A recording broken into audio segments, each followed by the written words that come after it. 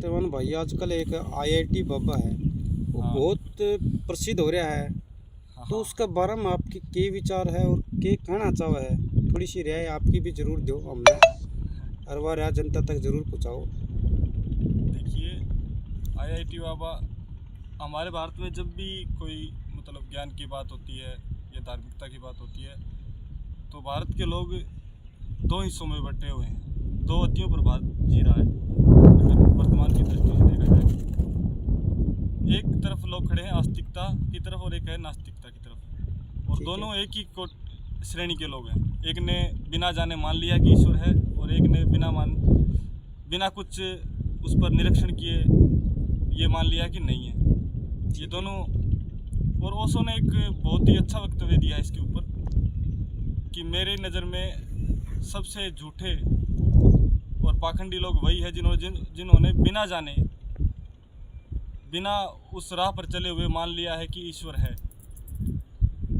तो मैं समझता हूँ कि कुछ न कुछ इसमें जो भी पाखंडवाद है धार्मिकता को लेकर, आस्तिकता को लेकर, उसको कुछ कम कर सकते हैं आईआईटी बाबा। लेकिन मुझे ऐसा लगता है कि अभी वो एक राह पर चलते हुए राहगीर हैं, पहुंचना अभी शायद हुआ नहीं है। मेरी नज़र से देखा जाए तो शायद उतना बहुत शायद मुझे भी नहीं है, क्योंकि मुझे लगता है कि वो एक उनका जो रोशनी है वो एक टॉर्च की तरह है, और एक जो संत होते हैं, पहुँचे हुए संत, वो एक दिए के समान हो जाते हैं। टॉर्च के प्रकाश को आप देखोगे तो वो एक वन डायमेंशनल है, एक तरफ प्रकाश करता है, और दिए में जब दिया होता है तो वो चारों तरफ प्रकाश करेगा। आप कमरे में दिए को जलाओगे तो वो चारों तरफ प्रकाश देगा, सही है। और टॉर्च है वो एक ही तरफ वो करेगी। तो उनके वक्तव्य से कई बार लगता है, जैसे वो बार बार जिक्र करते हैं कि शून्य,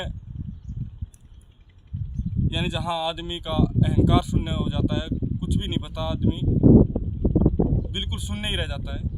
तो कुछ उसको लगता है कि वो कुछ मतलब पहले से ही उन्होंने सोच रखा है कि वो बोलना आने वाला है, मतलब अंदर से जो बात आती है, कुछ ना कुछ रह गया, शायद पहुंचना हुआ नहीं है।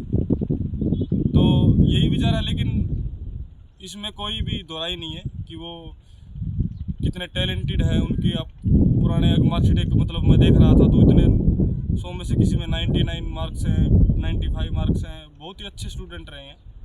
और उन्होंने, उनकी बातों से लगता भी है कि उन्होंने मतलब गहराई में जाके देखा है, एक जैसे साधना है, किसी हर प्रकार की साधना उन्होंने करके देखे। जैसे आदमी विचारों पर ज़्यादा जीता है, या तो अतीत पर जीता है या भविष्य पर विचार करता रहता है, माइंड में चलते रहते हैं। जैसे खाली आदमी सोता रहता है तो वो खाली नहीं बैठता, कुछ ना कुछ विचार चलते रहते हैं। तो पूरे साधुत्व का जो भी संत है, उनका यही है कि मतलब वो वर्तमान में आ गए, ना अतीत में रहे और ना भविष्य में रहे, वो वर्तमान में आ गई। तो उस पर उसने काफ़ी अच्छा विश्लेषण भी किया, मतलब अच्छा वो करके भी देखा, ऐसे बातों से लगता है।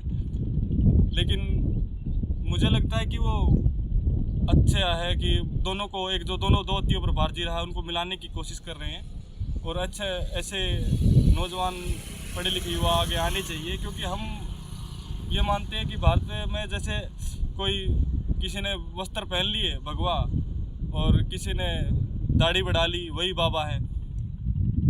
लेकिन हमने उस गहरी बात को खो दिया है कि जिसको बोध हो गया, भीतर से बदलना चाहिए आदमी को, न कि बाहर से। और हम बाहर से बदले हुए को संत मानते हैं। जैसे किसी ने दाढ़ी बढ़ा ली, वो संत हमारे लिए संत हो गया, और किसी ने तिलक लगा लिया, बस धूना रमा लिया, वो हमारे लिए संत हो गया।